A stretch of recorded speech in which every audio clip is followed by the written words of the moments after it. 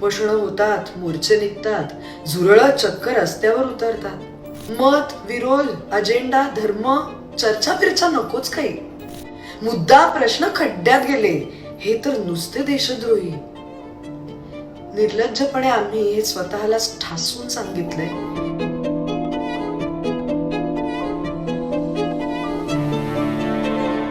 देशभरात सध्या कॉकरोच आंदोलन आणि संसदेवर निघालेल्या मोर्चाची मोठी चर्चा सुरू आहे. अनेक बड्या चेहऱ्यांनी या आंदोलनाला समर्थन दिलंय.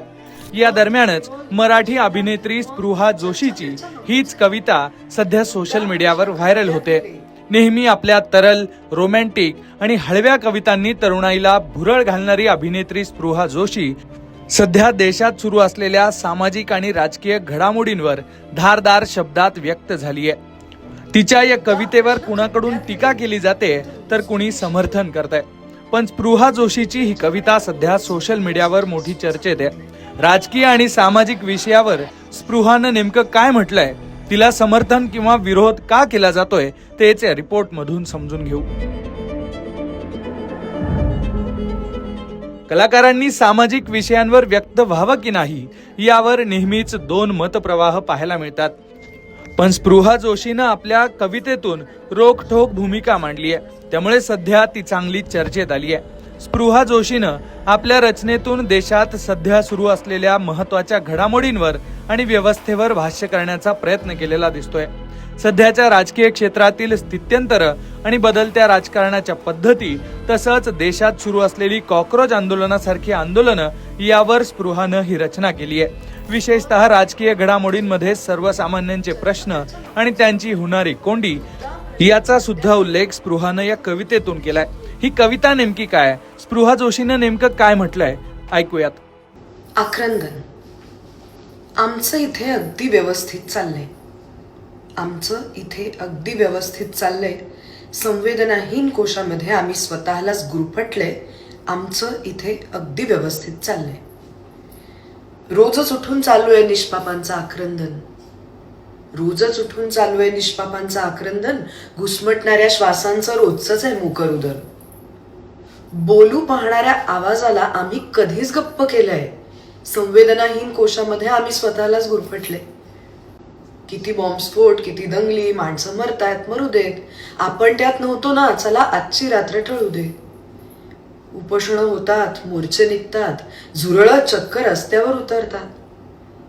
मत, विरोध, अजेंडा, धर्म, चर्चा फिरचा नकोच काही. मुद्दा प्रश्न खड्ड्यात गेले. हे तर नुसते देशद्रोही. निर्लज्जपणे आम्ही हे स्वतःलाच ठासून सांगितलंय आणि संवेदनाहीन कोशामध्ये आम्ही स्वतःलाच गुरफटले. मनामध्ये एक प्रचंड भीती, काय हा जीव उद्या पाहिल. मनामध्ये एक प्रचंड भीती, काय हा जीव उद्या पाहिल. सांगताय कुणाला लोमकाळा ट्रेनला आजची भाकरी कोण देईल. तसा फरक पडत नाही. जगाचं जगणं थांबत नाही. आमच्या संथ आयुष्यावर एक ओरखडाही उमटत नाही. अगतिकतेचं तत्वज्ञान आमचं स्पिरिट म्हणून बोकाळलंय. अगतिकतेचं तत्वज्ञान आमचं स्पिरिट म्हणून बोकाळलंय आणि संवेदनाहीन कोशामध्ये आम्ही स्वतःलाच गुरफटलंय. एकच वाटतं अशा वेळी तरी धावून यावे सारे हात.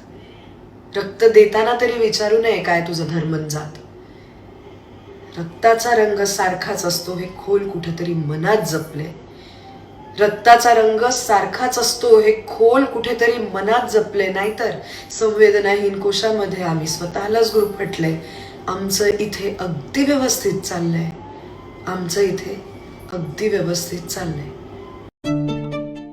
या कवितेचा कोणत्याही जीवित, मृत होऊ घातलेल्या अथवा आतून मृत झालेल्या व्यक्ती, संवेदनशीलता व लोकशाहीशी पूर्णपणे संबंध आहे असं कॅप्शन लिहून ही कविता प्रसिद्ध करण्यात आली आहे. स्पृहा जोशीच्या याच भूमिकेमुळे सोशल मीडियावरील युजर्समध्ये सध्या दोन गट पडल्याचं पाहायला मिळतंय. एकीकडे अनेक चाहते, साहित्य क्षेत्रातील मंडळी, राजकीय मंडळींनी स्पृहाच्या या भूमिकेचं स्वागत केलंय. कलाकारांनी समाजाचे प्रश्न मांडणं गरजेचं आहे अशा आशयाच्या कमेंट्स करत लोकांनी तिचं कौतुक केलंय. तर दुसरीकडे काहींनी कलाकारांच्या अशा प्रकारच्या राजकीय किंवा सामाजिक भाष्य करण्याच्या पद्धतीवर वेगवेगळी मतं व्यक्त केली आहेत. एकंदरीत स्पृहा जोशी यांच्या या कवितेनं केवळ मनोरंजन न करता सध्याच्या समकालीन परिस्थितीवर नेटकऱ्यांना विचार करायला भाग पाडलंय. एकूणच देशात सुरू असलेल्या सध्याच्या घडामोडी आणि स्पृहा जोशीच्या या कवितेबद्दल तुम्हाला नेमकं काय वाटतंय ते कमेंट बॉक्समध्ये नक्की लिहा आणि अशाच घडामोडी जाणून घेण्यासाठी लोकमत पाहत रहा.